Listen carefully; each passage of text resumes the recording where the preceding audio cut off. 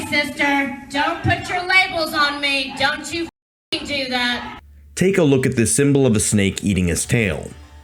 You might not know it by name, but you have almost certainly seen it numerous times. It is known as the Ouroboros. It traces its origins to ancient Egypt, and later morphed into Greek culture through its use by alchemists and early heretical Christian sects. There are numerous interpretations of this iconography, and the iconography has emerged in various forms. Egyptians associated it with funeral rites, and saw it as symbolizing the cyclical nature of time.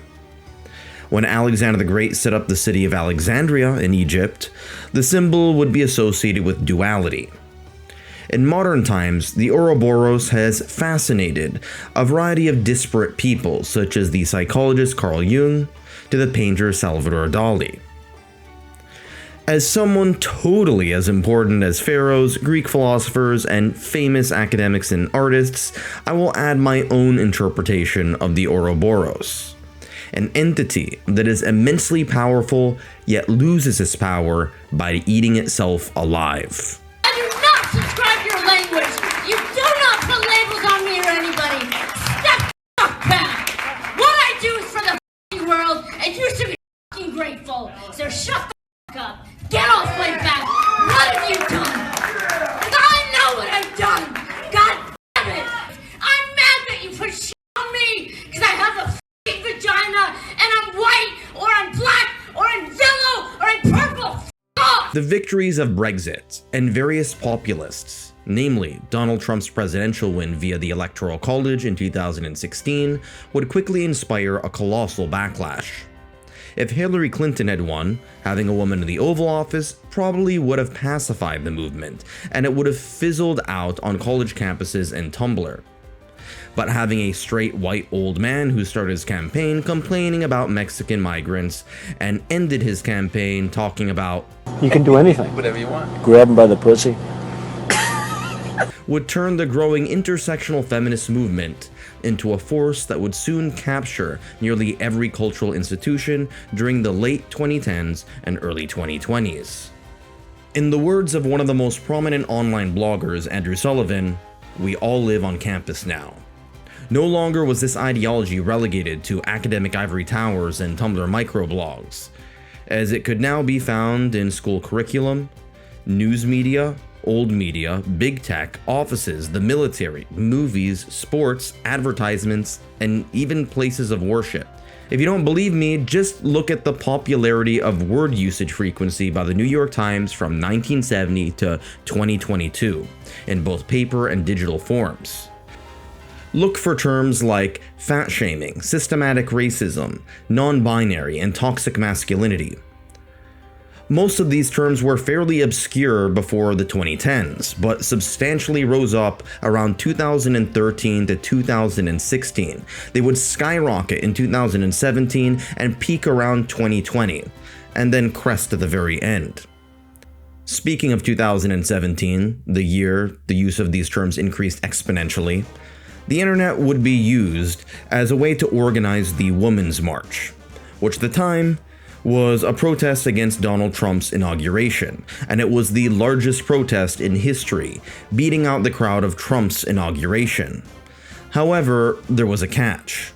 While this ideology clearly appealed to a large number of people of university-educated backgrounds, or some would say miseducated backgrounds, it also meant doubling down on the same set of ideas that fueled the backlash that partially caused many of these populists to gain traction in the first place.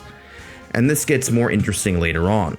During the Women's March, the pussy hat, and the depiction of a Palestinian-American woman by the name of Linda Sarsour wearing a hijab with a star-spangled banner on it would become a source of inspiration for many and a source of mockery for others. We'll get back to this soon. The GOP's dominance in the executive, legislative, and soon-to-be judicial branches was rivaled by the cultural left's dominance in, cultural institutions such as the entertainment industry, marketing departments, universities, NGOs, and the mainstream media. Meanwhile, in the online new media world, leftists had become more outspoken than ever before. This time it was fueled by Zoomer women, primarily, who were coming of age and experimenting with new ideas. Ideas like crying sexism at everything that has a pulse while simultaneously having a hijab as one of your symbols. The hijab is a cloth that is worn to prevent what feminists would call the male gaze. The male gaze, which according to the feminist is the responsibility of men to stop, not women to stop. But I guess sexism, real and imaginary, is okay so long as it comes from a foreign culture. With Trump in the White House, posting tweets that make a schizophrenic junkie in the subway sound like Mark Twain, a mass legion of IRL activists and social media users would rise up to oppose him, known collectively as the Resistance. The hashtag resist garnered over 2.5 million tweets and was quite popular among Winans and Hollywood celebrities alike. On a more cynical note, a lot of these quote-unquote resistance celebrities were has-beens, well past their prime, and by and large are less known for their filmography than for their tweets. For example, there was the former child actress Alyssa Milano from the 80s sitcom Who's the Boss, as well as actress and activist Ashley Judd, whose primary claim to fame is being the daughter of someone famous. I'm nasty, like my blood stains on my bed sheets.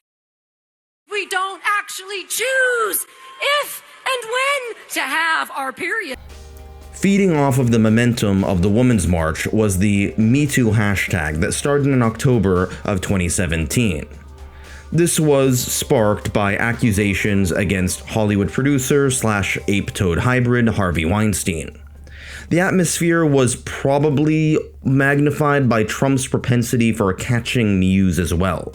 Grab him by the pussy. I could do anything. High-profile figures were accused of misconduct, sometimes with evidence and credible reasoning, and other times not so much.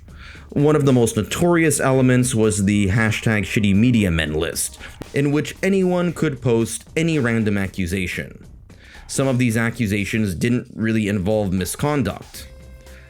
A movement that started off targeting Bill Cosby-esque behavior quickly devolved into a zeitgeist in which the definition of essay became any interaction between men and women in which a woman felt even remotely subjectively uncomfortable in any way, shape, or form.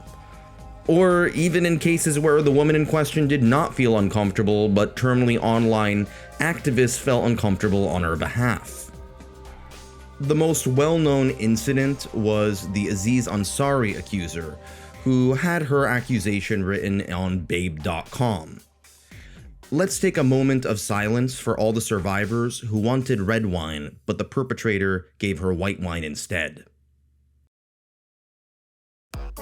To make matters worse, there was also the Believe Woman hashtag, which started with the reasonable position that accusers should not be outright dismissed.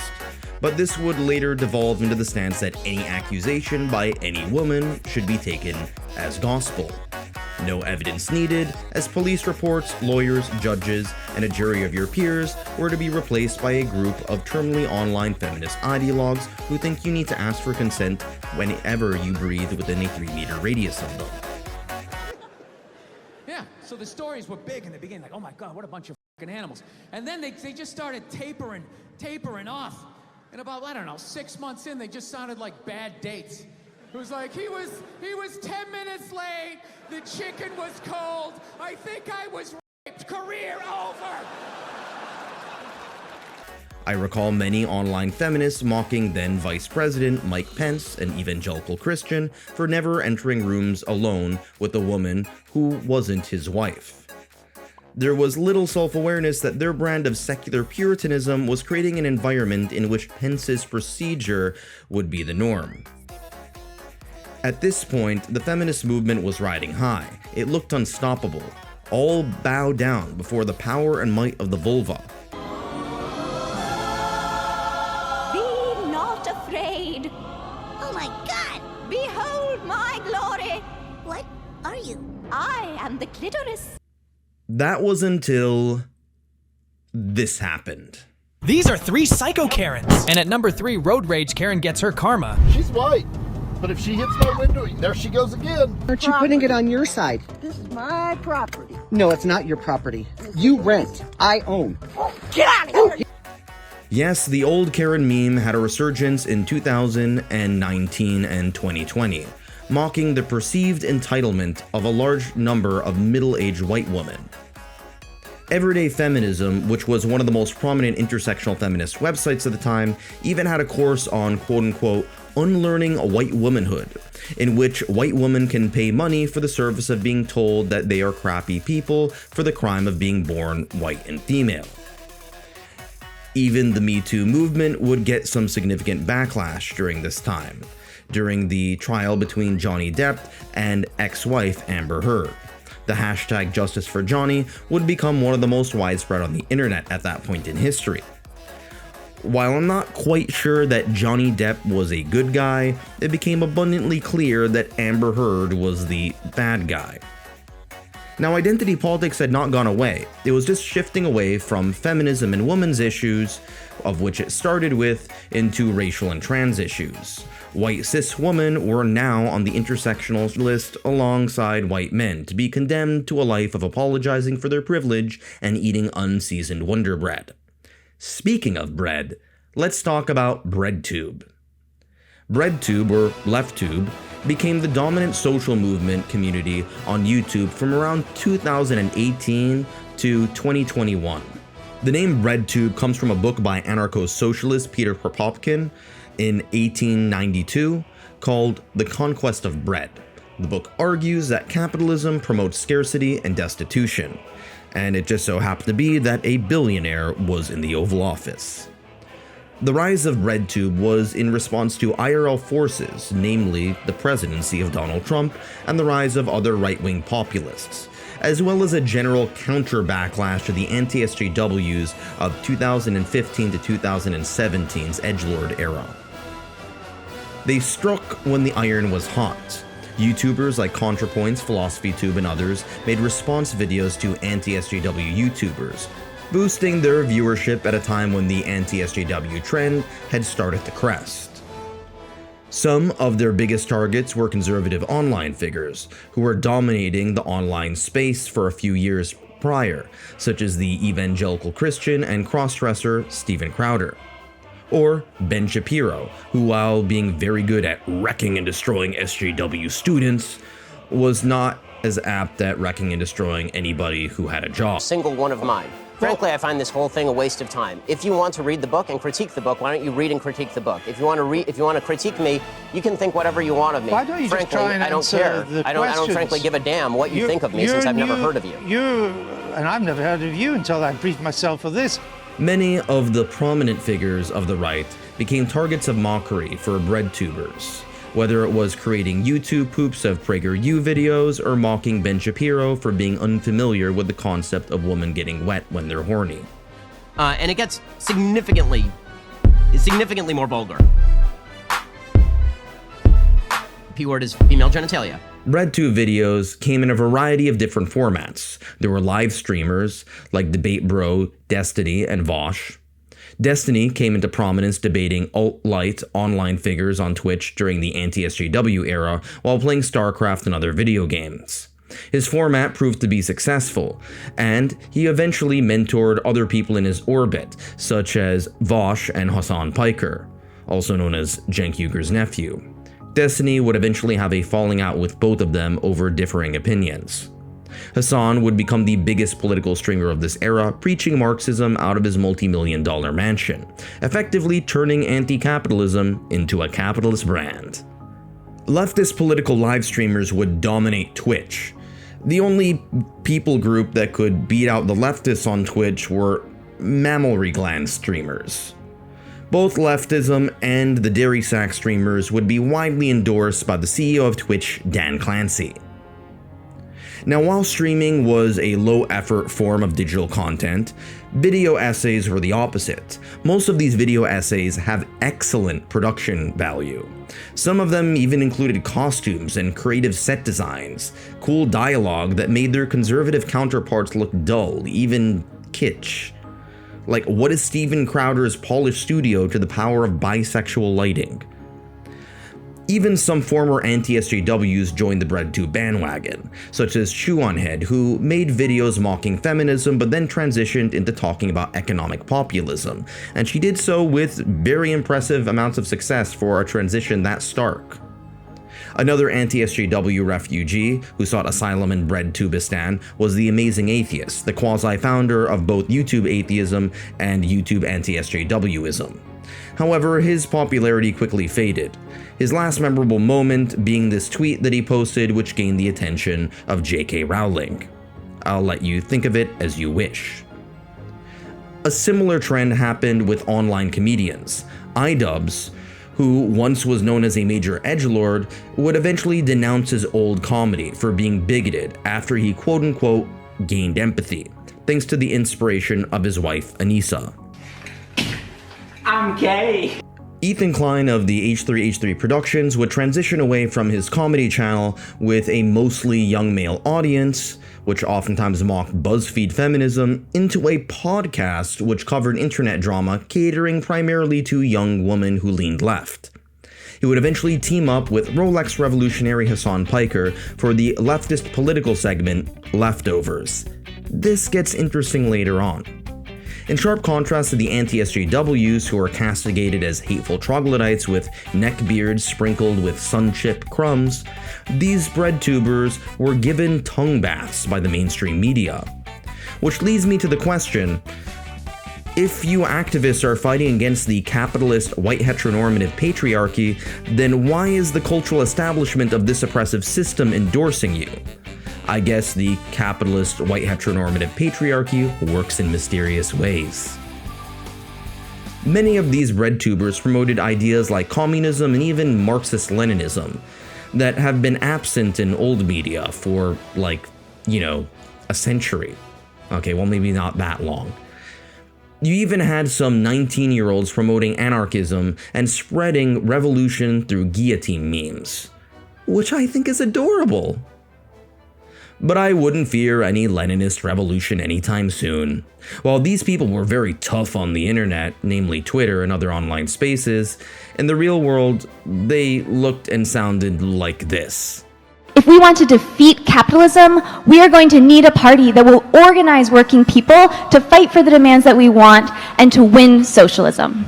Thank you so much. Quick Point of privilege. Quick point of personal privilege. Yes. Guys, first of all, James Jackson, Sacramento, he, him. I just want to say, can we please keep the chatter to a minimum? I'm one of the people who's very, very prone to sensory overload. There's a lot of whispering and chatter going on. It's making it very difficult for me to focus. Please, can we just, I know we're all fresh and ready to go, but can we please just keep the chatter to a minimum? It's affecting my ability to focus. Thank you. Thank you, comrade. Okay, is there a speaker against name, chapter, pronoun? Point of personal privilege. Yes. Please do not use gendered language to address everyone. Something tells me that the Comrade Cuck Battalion wouldn't be able to handle the sensory overload of artillery shells. Speaking of the real world, let's take a break from being too terminally online and look at how race and trans issues had usurped the victimhood throne from white women. Back in 2014 in Ferguson, Missouri, a protest and riot broke out after a police officer terminated an African American by the name of Michael Brown. The details of this event are up for debate, but what is not up for debate was that this incident, alongside other episodes of alleged and proven cases of police brutality, would become the rallying cry for the Black Lives Matter movement, which would open up chapters across the country and even overseas with the backing of much of the mainstream media, who at this point was very sympathetic to identity politics. After all, much of their staff was composed of young university graduates who had picked up many of these ideologies during their time on campus, and now had the means of spreading it to online news media.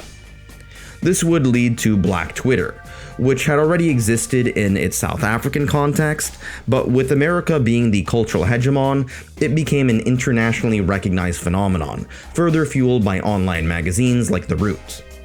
Despite Black voices being at the front and center of this movement, one of the most prominent online and IRL activists was a man by the name of Shaun King.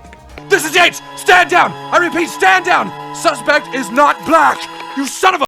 Told me this guy was African American! It says right here on the philo sheet he is! Does that look like a black guy to you?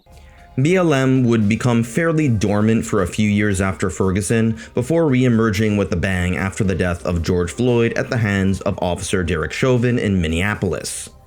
This happened during the COOF pandemic, when we were all indoors and begging for a reason to go outside.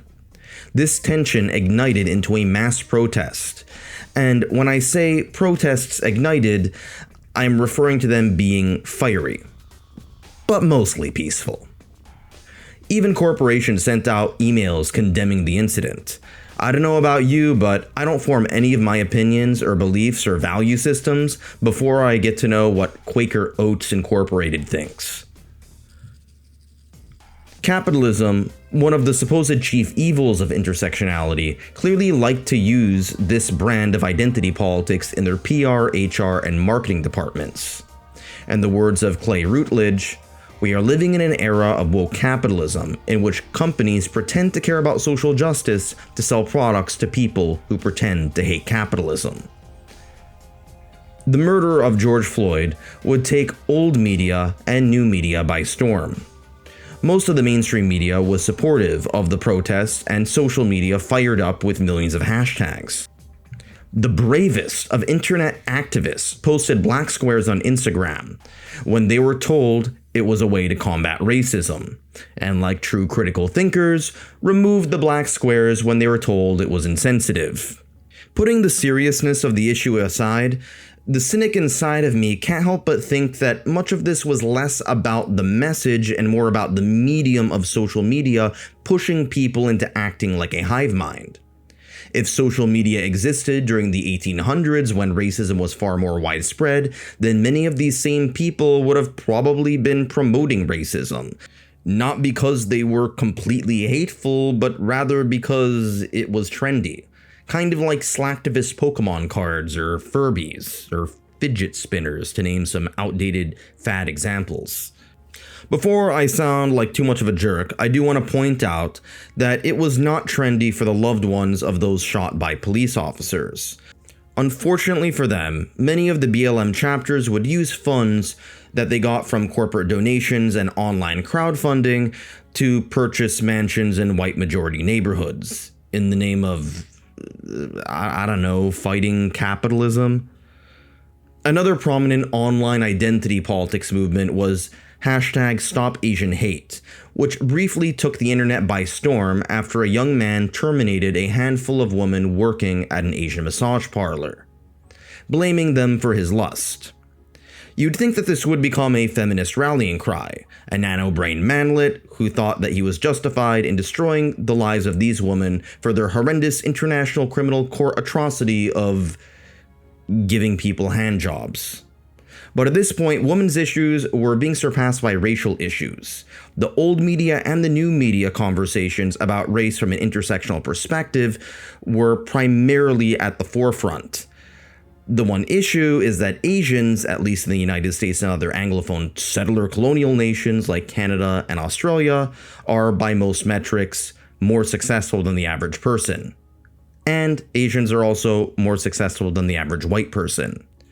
So how do these facts fit in with a media narrative that we are living in a Mayo-supremacist society? Well, they don't. The hashtag included plenty of videos of mostly elderly Asian people being attacked and robbed on the streets. And if you look at some of these videos, you can probably tell that most of them don't involve skinheads or ghost costume enthusiasts. #StopAsianHate had a brief moment on Twitter and in online publications before fading off quite quickly. As Asian American essayist Wesley Yang pointed out, Stop Asian Hate went to the wayside once people started noticing where a lot of the hate was coming from. Meanwhile, Harvard would be sued by some Asian claimants for racial discrimination over affirmative action policies, which benefited other minority groups. Online activist circles responded by popularizing the term BIPOC, which refers to more oppressed groups of people, namely Black and Indigenous, over the less oppressed people of color, namely Asian and Latinos. Many Asian and Latinos at this point were called white adjacent. The other identity issue that rivaled the sensitivity of racial issues was the transgender movement. Despite only being roughly 0.1 to 0.5% of the population, this demographic would come to the forefront of the Great Awakening, eclipsing the gay rights movement, which had seen a tremendous amount of legislative and judicial success during the early 2010s. However, the LGBTQIA2S+, I'm not going to tell a joke about the initialism because it's been done to death, was not as unified as you might think. The initialism, LGBTQIA2S+, stands for gay, bisexual, transgender, queer, intersex, asexual, two-spirit, etc. While gay, lesbian, and bisexual communities are related to sexual gender preferences, the trans movement is related to the identity that revolves around transitioning from one gender to the other, usually male to female. In the past, opposition to these identities was reserved for traditional religious people. On the sixth day of creation, God created the asshole, and he created it for one reason: taking a shit. These people still existed, but for the most part abandoned their fight against gay rights, which they had clearly lost on a cultural, political, and legal level. If God does exist, then he loves being fabulous. So these people had to move on to a new target, the trans movement. If I am going to be as objective as possible on a very contentious issue, I will point out that a very small percentage of the population has gender dysphoria. This is a psychiatric diagnosis in which a person feels an intense incongruency between their biological sex, in terms of their physical body, and their gender identity in terms of their psyche. For some people in this conundrum, transitioning to the opposite gender via hormones and surgery during their adolescence and early adulthood is considered the best option. At this point, the Christian right was less concerned with men liking dongs than they were with people with dongs being referred to as women. Another group that came into prominence online to fight against the trans movement were the TERFs. This stands for Trans Exclusionary Radical Feminist, although they usually call themselves gender critical feminists. These are radical feminists who think gender is a social construct built by men to oppress women. Whereas much of the trans movement and the woke movement in general viewed gender and even biological sex as social constructs. Now, in reality, spending 30 minutes watching Animal Planet would inform you that both of these views are wrong. Biological sex is, well, biological. And gender, while partially socially constructed, is not done purely for the purpose of oppressing women, but a way in which countless societies have dealt with the reality that we are a sexually dimorphic species. The calcium in the diet of a bull is used to produce horns, and the calcium in the body of a cow is used to produce milk. These are used for different functions rooted in our physiology. Granted, unlike cattle, humans do produce social constructs, which complicates the matter. This is why us humans have civilization with spaceships, while cattle produce nothing but burgers and manure. Despite radical feminists being one of the most outspoken anti-trans groups, most feminists in the mainstream intersectional sense were very pro-trans. However, the underlying issue between the pro and anti-trans feminists was that TERFs, for the most part, hate trans women because they see them as men invading women's spaces. Intersectional feminists had a hard time countering this message since they spent the previous 10 years telling women that anyone with a ball sack is a grapist in waiting. TERFs had very little institutional power outside of the British press. The most prominent TERF of all was, you guessed it, Harry Potter author J.K. Rowling, who had a massive fan base of millennial and zoomer women, who had turned on her due to her opposition to trans women in vagina-only spaces. The two most divisive issues related to trans people were, one, the idea that prepubescent children should be able to undergo the process of transitioning, including sometimes surgery, along with, two, whether or not trans women should be allowed to compete with biological women in sporting events. I understand the deep ethical concerns over the former issue, but the fact that women's sports became such a contentious issue is amusing when nearly every other time women's sports is mentioned, it is usually a punchline in reference to the 12 people who attend WNBA games. I could go on for hours about the nuances of these issues, but none of it will matter to ideologues of any side. So if this video does have any success, I will let people in the comments section fling digital dung at each other instead of at me. There was also the genderqueer movement, in which people didn't associate with either male or female. Unlike gay and trans movements, this was not about a group being treated unfairly due to their immutable characteristics, but rather a bunch of straight cis people for the most part who want to claim that they were oppressed for cutting their hair short or dyeing their hair teal. If these genderqueer zoomers were teenagers during the 2000s rather than the 2010s, they would be emo kids, claiming that they were an oppressed group for their love of eyeliner and shitty music. In an attempt to bridge the divide between the LGBT community and communities of people of color, which are on average more homophobic and transphobic, the category of two-spirit was added. This is a concept that exists in a wide variety of forms in various Native American and First Nation people groups. Some activists claim that this proved that gender was just an evil colonial white oppressor construct, but after some research, I couldn't really come up with any cohesive idea of what the fuck two-spirit even means.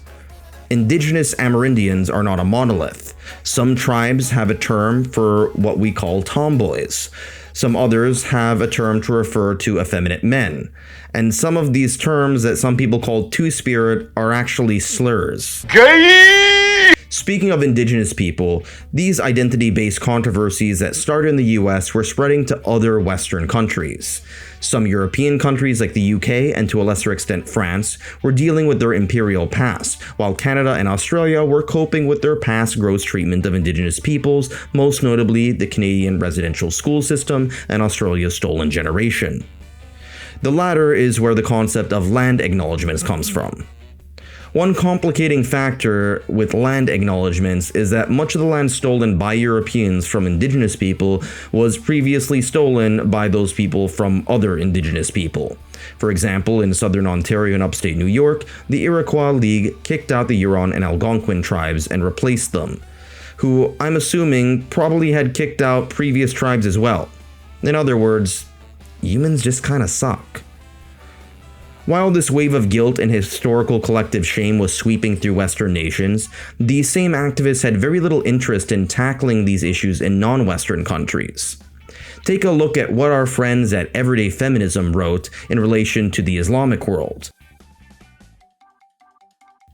Why the idea that Islam promotes intolerance of the LGBTQIA+ community is a lie? Well, Andrew Hernandez, I'm originally from the Middle East, and maybe you should listen to my lived experiences when I tell you to look at a map of places where Islam is the majority religion and places where members of the LGBTQIA+ community, as you call them, have bathhouses where they get showered by rocks.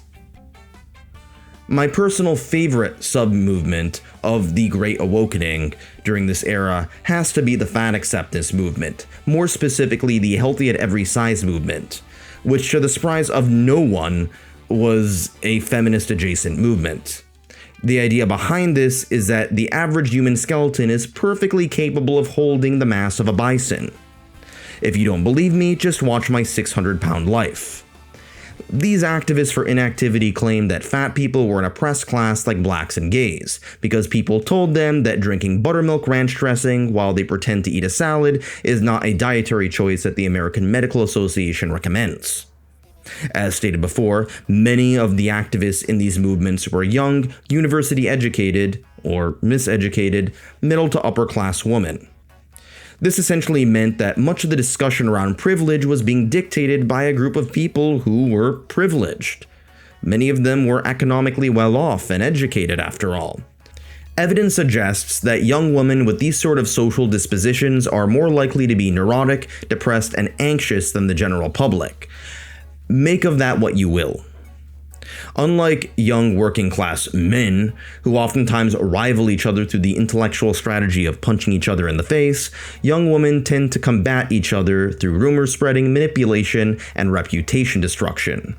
With all the accusations of racism, sexism, and being problematic, it became clear that the interpersonal dynamics of young women were being weaponized, first against people outside of the activist groups and eventually to each other. This led to purity spiraling, in which activists within these movements were the most likely to be targeted due to their social proximity to other activists, who were oftentimes even more dogmatic than they were. In a movement where being more radical is being seen as a symbol of righteousness, it was customary to dig through any other activist's past to reveal anything problematic, no matter how trivial and petty. Twitter became a cesspool of this sort of behavior, as journalists and other professionals oftentimes lost their promotions and even their livelihoods over tweets they wrote when they were teenagers. This was around the time when millennials were exiting their 20s and passing the torch of youth culture onto the Zoomers, the first generation to have no recollection of what life was like before the internet. Some predicted that Zoomers would be less sensitive than their whiny millennial counterparts and form an anti-fragile backlash, but they were wrong.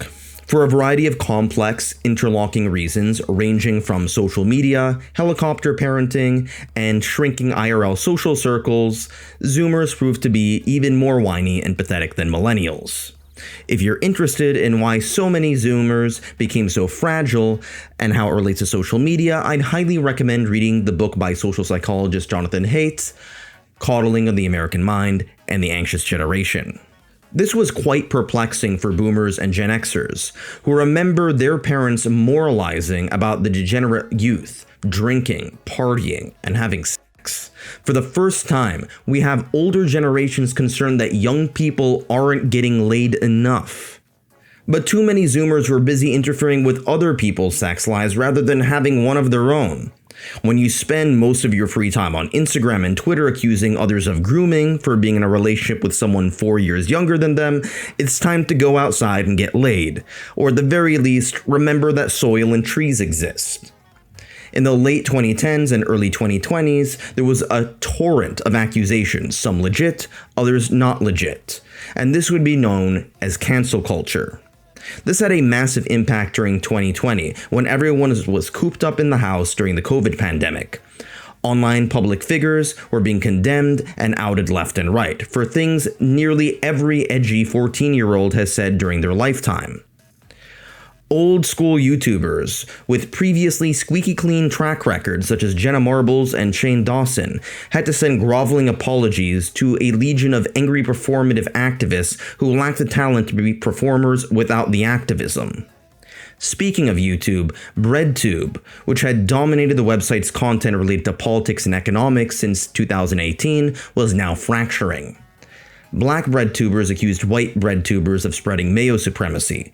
Major video essayists were quitting after being constantly harassed by their own audience, and male feminists were being accused of exactly what they're always accused of. The movement had effectively neutered itself. Is neutered too much of a male-centric term? Okay, the movement had effectively neutered/spayed itself. Some, like ContraPoints, did get to meet with elected officials, which you would think would be great since they could influence the opinion of politicians.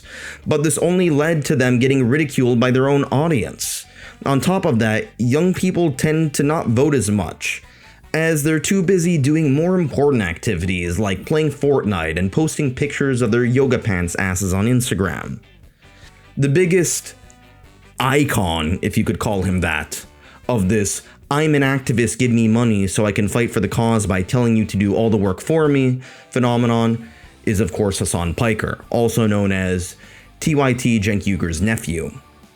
Hassan preaches Marxism out of a multi-million-dollar mansion to an army of communist teenagers, who will most likely abandon the ideology once they get a career and have to pay their taxes for the first time.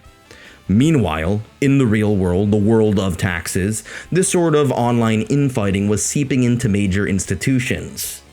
The Southern Poverty Law Center, which hired many of these activists, became the targets of these activists. Pride parades were interrupted by narcissistic do-gooders. The founder of masculinity studies at university, a professor by the name of Michael Kimmel, was accused of sexism and harassment for telling one of his grad students to photocopy some pages. The Women's March, which in 2017 was the largest march in US history, became a shell of its former self in 2019, under accusations of anti-Semitism when they want to platform Nation of Islam leader Louis Farrakhan, who blames Jews for everything from the transatlantic slave trade to homosexuality.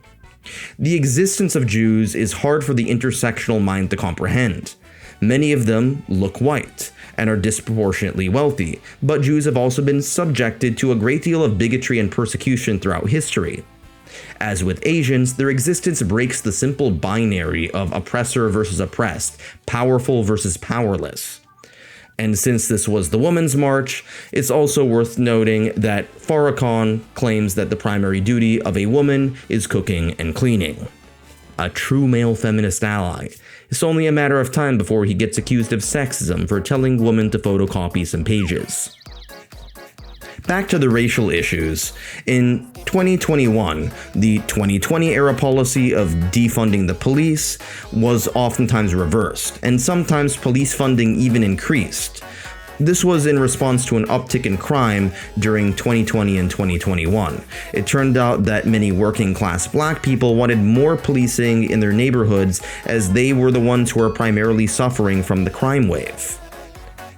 Another contentious issue was the word Latinx, an attempt by primarily feminist and queer English speakers to change the Spanish language, a language with gendered grammatical structure. This is despite the fact that most Latinos and Latinas either have never heard of the word or actively hate it if they have heard of it. Latinx is quite possibly the greatest insult to culture south of the Rio Grande since Taco Bell's Doritos Locos Taco.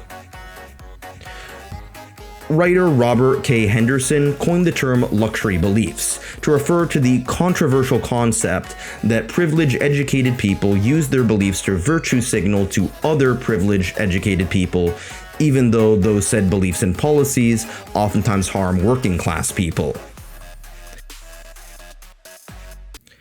Eventually, with Biden in the office in 2021, Trump could no longer be used as an enemy to unite the Great Awakening. Their grip on cultural institutions began to be questioned more, as many would start pointing out some of the contradictions. And just with the new atheists, the mockers would be turned into the mocked. At this point, the Ouroboros had broken its own cycle. The snake had swallowed its own tail.